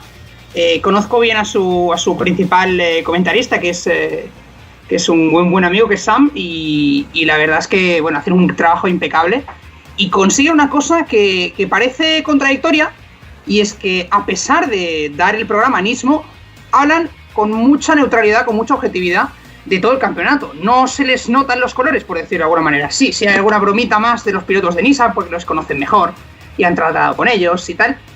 Pero es una retransmisión que creo que es bastante seria, muy bien documentada, con muchísima información por parte de Sam Collins, vamos, y la verdad es que es una muy buena noticia, porque permite que toda la afición de fuera de Japón pues pueda seguir un campeonato que, como bien decimos, es un campeonato fantástico, con caras nuevas, con un calendario interesante, con ese pequeño añadido, que ya lo mencionaremos aparte, que son esas 10 horas de Suzuka, que no es el Super GT, pero sí va a tener algunos equipos del Super GT. Así que es un año que a nivel de competición en Japón es muy interesante. Bueno, Alex, como es habitual en cada categoría, en los test de pretemporada siempre hay muchos equipos y pilotos también que a veces suelen esconder algo de potencial, pero contanos cuáles fueron las claves que dejaron estas últimas pruebas en Fuji. Pues la verdad es que las claves, básicamente, es como siempre sucede en Japón, es que, entre comillas, no sabemos nada. Sí, hay mucha igualdad, siempre hay mucha igualdad. Sabemos que el Lexus LC500, que debutó, no lo olvidemos, el año pasado en el Super GT, es probablemente una máquina algo más competitiva que el GTR y que el NSX GT, pero la normativa tan especial que hay de lastres por resultados permite que los campeonatos estén muy igualados hasta el final. Por lo tanto, ¿nos importa o nos interesa que Lexus fuera algo más competitiva en Fuji? Pues la verdad es que no demasiado, porque eso puede tener una influencia en la primera carrera en Okayama, en la segunda en Fuji, quizás en la tercera en Suzuka, aunque ya un poco menos, pero a partir de ahí casi es más importante la gestión de ese peso extra y esa potencia de menos que van a tener los equipos que vayan con más puntos. Casi más importante eso que no el hecho de tener el coche más rápido o la pareja más rápida o los pilotos más eficientes, que también importan, cuidado, también importan. Pero a veces hemos visto equipos, pues en los peores años de Honda les veíamos llegar a Motegi con opciones al título. Por tanto, lo que hemos visto ahora es que Rixon sigue estando un poquitín por delante, sigue siendo el equipo, digamos, de fabricante de neumáticos más competitivo, no en vano es el fabricante que tiene más coches en pista en GT500, y también hemos visto que Lexus sigue estando un poco por delante. Eso sí, punto importante, y eso es muy importante para el campeonato de pilotos. Kazuki Nakajima no va a estar en todas las carreras, como tampoco no lo va a estar Kamui Kobayashi. Son dos pilotos que disputan también el campeonato del mundo de resistencia. La segunda cita de la temporada en Fuji, esos 500 kilómetros de Fuji, coinciden con la cita de Spa del WEC, y por lo tanto, pues esos dos pilotos no van a contar, digamos, para el campeonato, o lo más normal es que no conten, porque para contar necesitarían que su compañero de equipo se quede con 0 puntos en esa carrera. Si no, ya es imposible completamente que opten al título de esta temporada. Claro que, pues como siempre decimos, pues estarán sus compañeros. Tendremos, en el caso de Kobayashi, tenemos a Kovalainen, y en el caso de Nakajima tendremos a su compañero Yuji Sekiguchi, que además es una de las incorporaciones quizás más interesantes de esta temporada, pues parte del equipo Bando, y salta a la estructura de Toms, recordemos, la más oficial del certamen. Alex, en función de esto que comentabas de la paridad de las marcas, hubo interesantes declaraciones en la semana de uno de los nuevos campeones de la categoría GT500, como Nick Cassidy, que dijo que para él esta temporada parece que va a ser una historia completamente distinta, que para él a priori parece que Lexus está, no sé si al mismo nivel o hasta un paso por detrás de Nissan y Honda. Hombre, a ver, también sabemos, y creo que en eso estamos todos de acuerdo, que a los pilotos les gusta soltar este tipo de declaraciones. Nunca les gusta decir, somos favoritos, el coche va fantástico, va muy bien, si no ganamos es un fracaso, ¿no? Es normal, porque si un piloto dice eso, es que el equipo va muy sobrado, porque al final el piloto lo que intenta es que su mérito también se vea reflejado en ese supuesto caso de victoria, ¿no? Si Nick Cassidy tuviera el título final de 2018 y la gente le recordara, oye, es que en marzo dijiste que vuestro coche era el mejor, pues como que le quita mérito. Y en este caso, además, no hay que olvidar que Cassidy, como Ryo Hirakawa, parte como el defensor del título. Por tanto, bajan expectativas, tranquilos todos, aquí hay que pelearlo, cuidado con Nissan, cuidado con Honda, de acuerdo. Y es un poco para que nadie se vaya un poco demasiado arriba en ese sentido. No hay que olvidar, en ese sentido otra vez, que Honda, con esta nueva normativa estrenada en 2014, nunca aún ha llegado a estar a la altura de sus rivales. Nunca. Ni en 2014, ni en 2015, ni en 2016, ni en 2017. Eso es algo muy importante, porque además parte del problema es de propulsor. Por tanto, la evolución de propulsores es limitada, no es tan libre como puede parecer desde fuera, y eso les ha lastrado tanto aquí como en la Super Fórmula, es otro tema. Nissan ha ido un poco más, entre comillas, sobrada en ese sentido, pero la introducción del nuevo LC500 el año pasado por parte de Lexus poco les pilló por sorpresa. El GTR este año tiene que estar más a la altura, sí, pero en principio Lexus, a pesar de que nuestro amigo neozelandés diga que no parten como favoritos, creo que siguen siendo los favoritos. Y sobre todo los chicos de Toms, 2 equipos, 4 pilotos muy buenos, incluso los equipos entre comillas secundarios, como pueden ser el Team Cent, el Team Sart, son equipos probadísimos, son equipos que han sido campeones, son equipos que saben lo que es ganar, son equipos con pilotos todos ellos muy veteranos, con muchísima experiencia y con la incorporación, una de las más, seguramente las más importantes del campeonato, que es la de Kamui Kobayashi. El año pasado lo hizo muy bien en los 1000 kilómetros de Suzuka, y con un compañero como Kovalainen seguro que va a dar mucho de hablar. Mencionado eso sí, pero tenemos a Jenson Button también, es una noticia que se ha hablado mucho, va a ser importante también,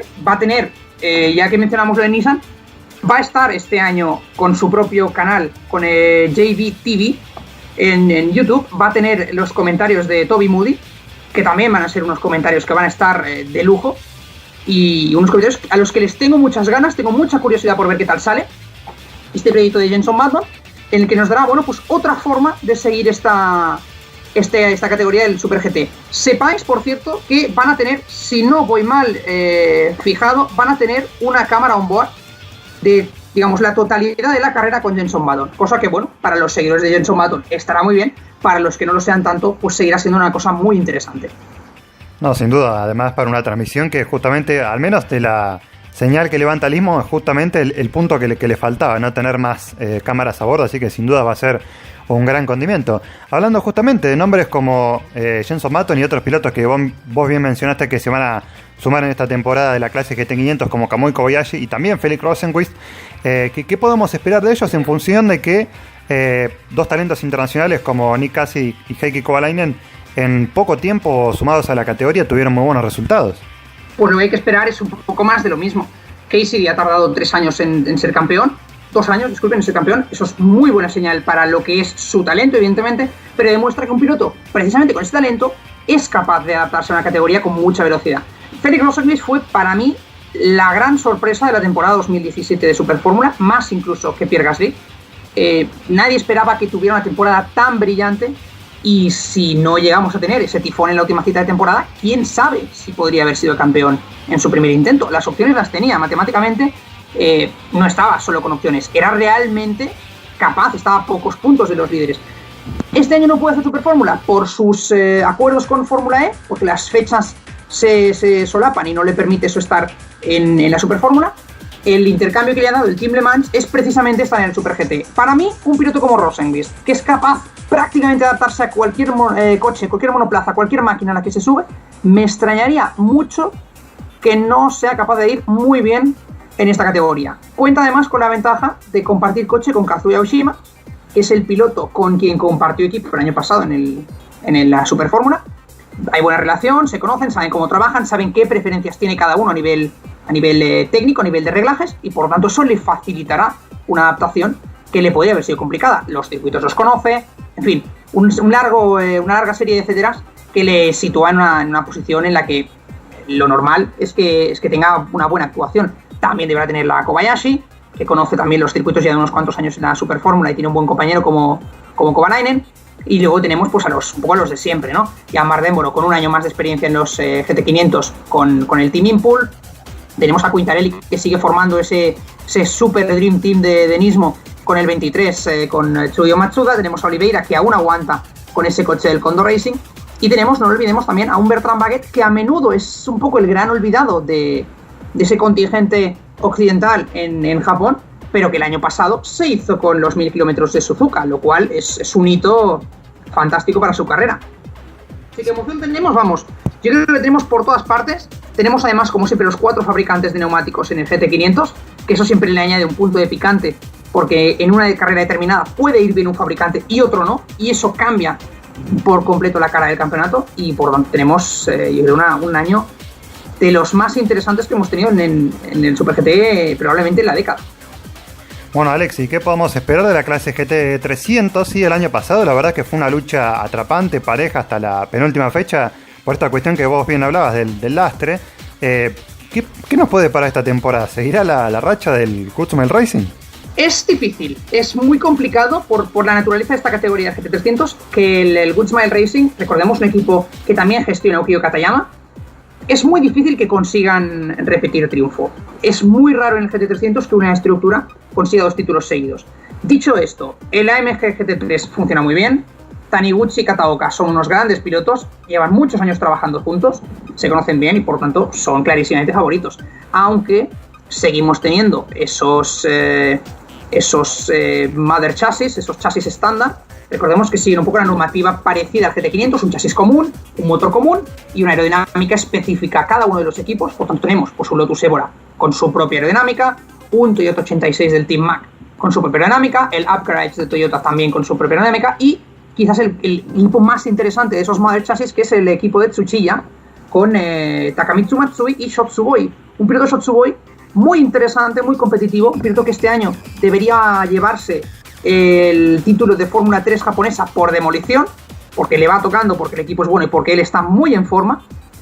Por tanto, tenemos una gran variación de equipos competitivos. Tenemos a los dos Toyota Prius espectaculares, esos Prius APR GT del equipo APR. En especial hay que prestarle atención a ese número 31 de Kokisaga y Kohei Hirate que baja de GT500, no lo olvidemos. Y luego tenemos a los Lexus GT3 del equipo LM Corsa. En especial creo que será interesante fijarnos en el que hará el número 96, el de Yuichi Nakayama y Mori Onita. Por lo tanto, Toyota y Lexus que van a ser un poco los grandes rivales de ese Good Smile Racing, sin olvidarnos de un poco la gran variación pues de los Nissan GTR Nismo GT3, los actuales, los nuevos. Hay que recordar que el equipo Gainer va a ser el equipo entre comillas oficial de Nissan en esta clase y por lo tanto va a tener los coches, los GT3 de Nismo, los más modernos, los de 2018.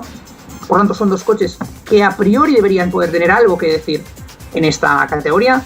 Tenemos luego también algunos de los GT3 de Mercedes privados. Tenemos el BMW del equipo ARTA, el equipo Autobax de Aguri Suzuki, un equipo en el que repite Sean Walkinshaw, que debutaba el año pasado en el GT300 y lo hizo francamente muy bien.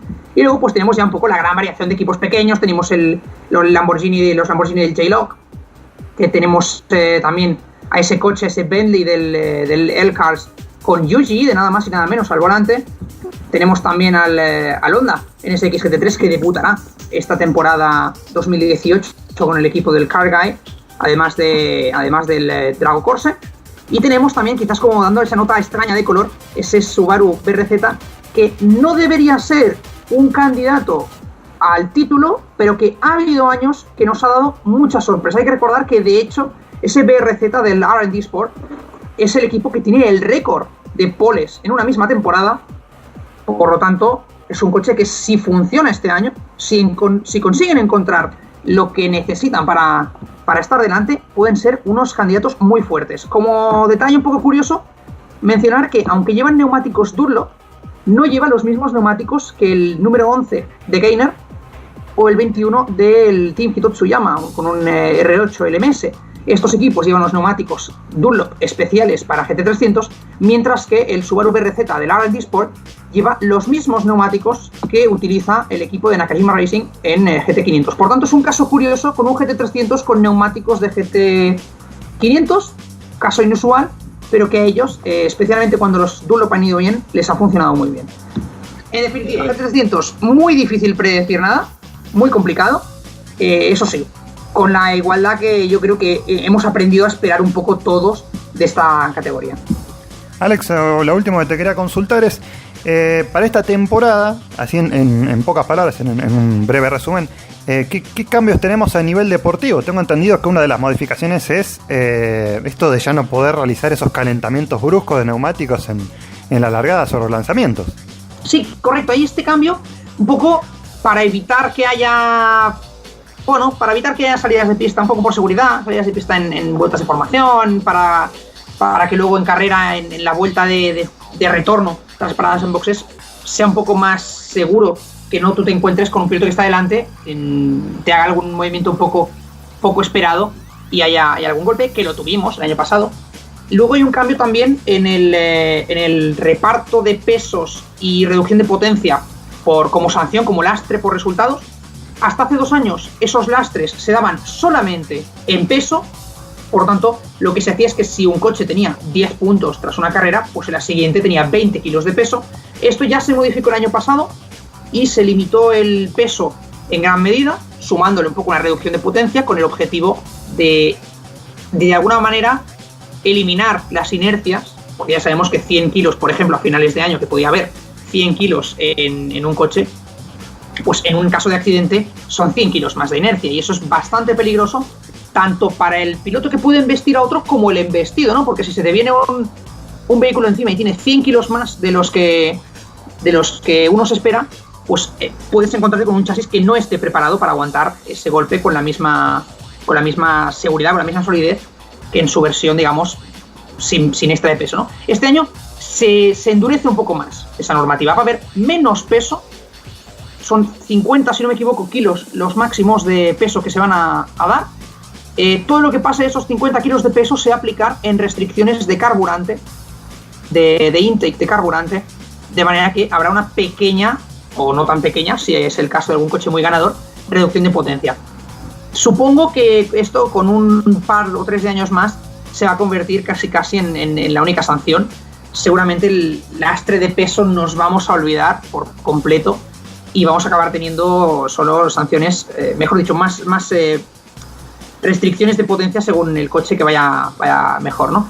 Es una pena porque es una tradición bonita, la de sumar peso. Además se suma el peso, claro, kilo por kilo, y eso se va a perder, creo yo, como decíamos, con el paso de 2 o 3 años. Pero es una situación más a la que los equipos van a tener que adaptarse, van a tener que cambiar un poco más la mentalidad que tenían cuando preparan esos reglajes. Sabemos que 100 kilos más en un coche, o 70 o 60, cambia por completo la forma de reglar suspensiones, la forma de reglar incluso tu propio reparto de pesos de lastres, incluso la aerodinámica. Por tanto, eso que hay que tener en cuenta. Y finalmente, que eso lo hemos mencionado y creo que también es importante, recordar que este año se pierde esa carrera, la famosa carrera de los 1000 kilómetros de Suzuka, y pasamos a tener una carrera de 500 millas en Fuji como un poco reemplazo de esa gran cita. Por lo tanto, bueno, pues como anécdota, Fuji va a tener las 2 carreras más largas esta temporada y prácticamente como un 40 o un 45% de los kilómetros de este año se van a realizar en Fuji, que no está mal. Totalmente muy completo, Alex. Todo el informe no solamente previo, sino también técnico y con todas las alternativas deportivas de esta temporada. Muy bien, hemos repasado allí toda la actualidad de distintas categorías a lo largo de este bloque, ¿sí? Con el Rally Mundial, con la IndyCar, con el NASCAR, con el Super GT. Hemos tenido realmente un bloque muy completo. Pasamos a detallar parte de lo que va a ser la actividad del fin de semana. Hablamos con Eduardo de la IndyCar. Bueno, acordate, va a estar corriendo en Phoenix, 21 horas del sábado la clasificación.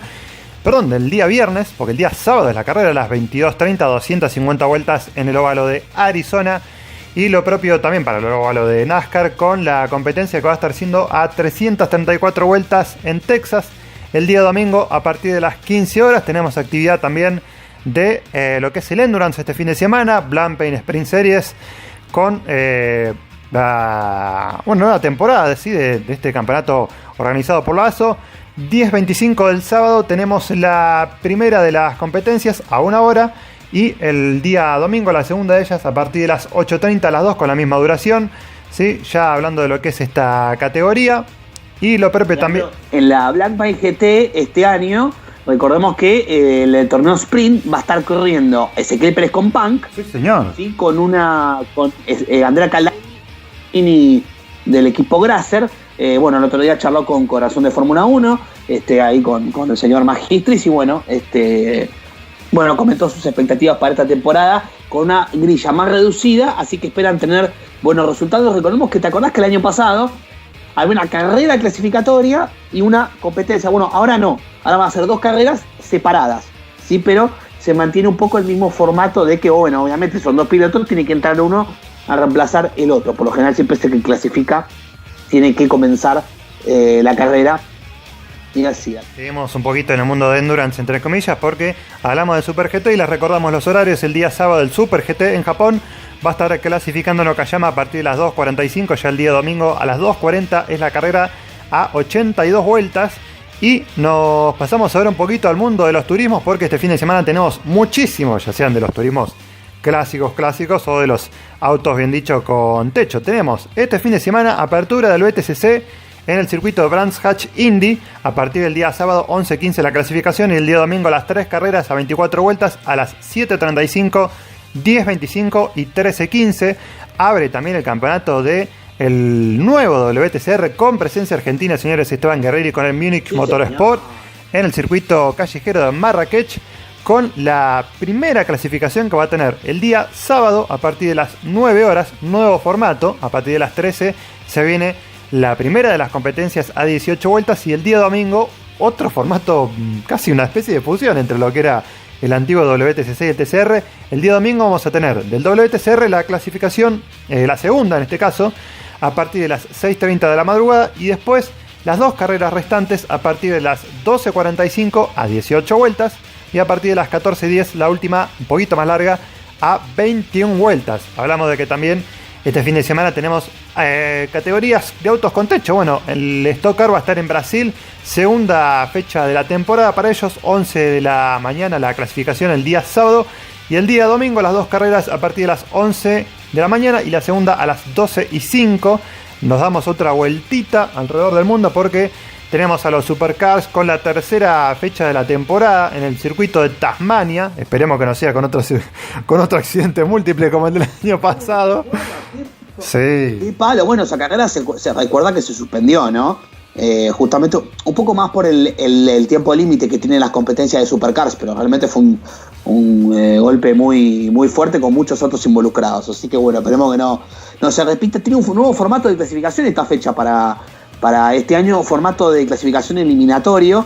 Bueno, en orden de que no se tapen la vuelta, es un circuito cortito, de 50 segundos la vuelta aproximadamente, 50 y pico de segundos, con lo cual, bueno, la categoría ha decidido un cambio este año en el formato clasificatorio, similar al de la Fórmula 1, para que, bueno, no se genere tráfico en pista. Tendrá 2 carreras entonces, como suele ser habitual. Bueno, en realidad no como suele ser habitual, sino vuelve al formato habitual. Recordemos que en el Gran Premio de Australia, en la calle del Albert Park, fueron 4 las competencias, solamente 2 comparadas en boxes.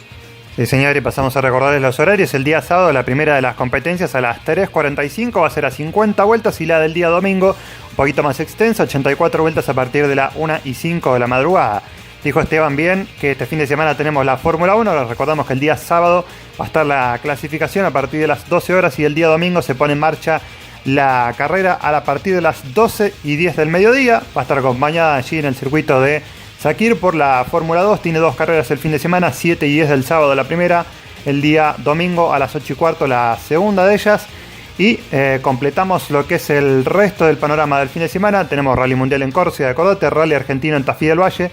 También se presenta el MotoGP aquí en la Argentina el día domingo, la competencia del MotoGP, la clase mayor a partir de las 15 horas, y el Moto3 que corre con Gaby Rodrigo a partir de las 12 del mediodía. Así que, tenemos qué fin de semana, de todo.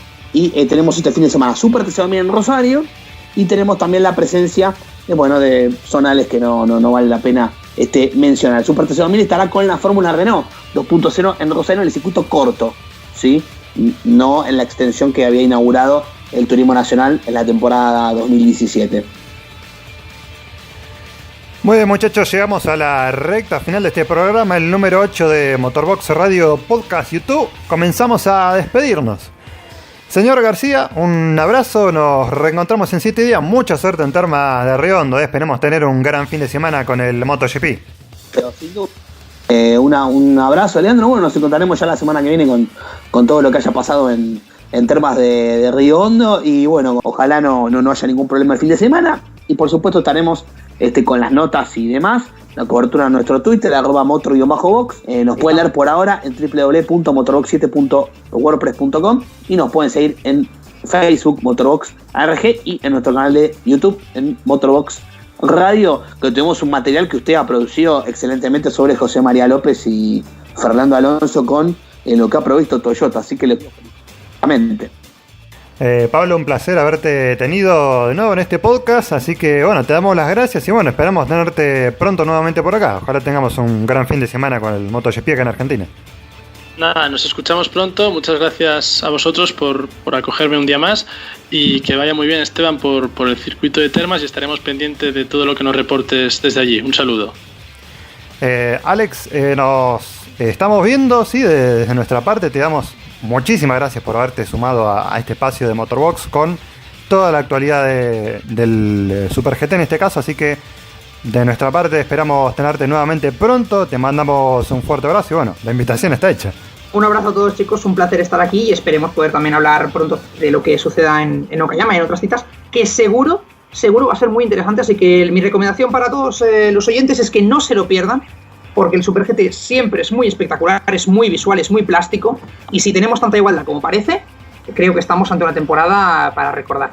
David, desde ya de mi parte te doy las gracias por haber participado nuevamente junto a nosotros aquí en Motorbox, como siempre muy completos tus análisis sobre el Rally Mundial. Y bueno, la invitación está hecha, esperamos tenerte pronto nuevamente aquí en este espacio, así que por lo pronto te enviamos un fuerte abrazo. No sé si estarás recorriendo alguna fecha más del calendario, estarás visitando la sede de alguna fecha más del Mundial esta temporada. Sí, al menos 3 pruebas más es el plan inicial. Veamos si estaré en alguna más.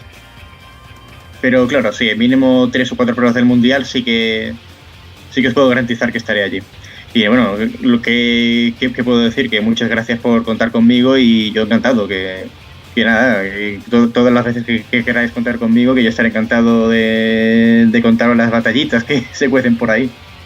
Desde ya, Eduardo, nosotros te agradecemos como siempre que hayas participado una vez más junto a nosotros, así que esperamos tener buenas carreras en los óvalos este fin de semana en Texas, en Phoenix, con la NASCAR, con la IndyCar, así que por lo pronto te mandamos un abrazo grande y bueno, esperamos tenerte nuevamente en otro podcast. Exactamente, muchas gracias, Leandro, amigos de Motorbox, y pues aquí seguiremos en contacto y obviamente muchas gracias por la invitación. De mi parte, quien les habla, Leandro Masuchelli, me despido también, no sin antes recordarles que nos reencontraremos en 7 días para seguir analizando todo el automovilismo nacional e internacional aquí en Motorbox Radio, Podcast, YouTube. Chao, buena semana para todos.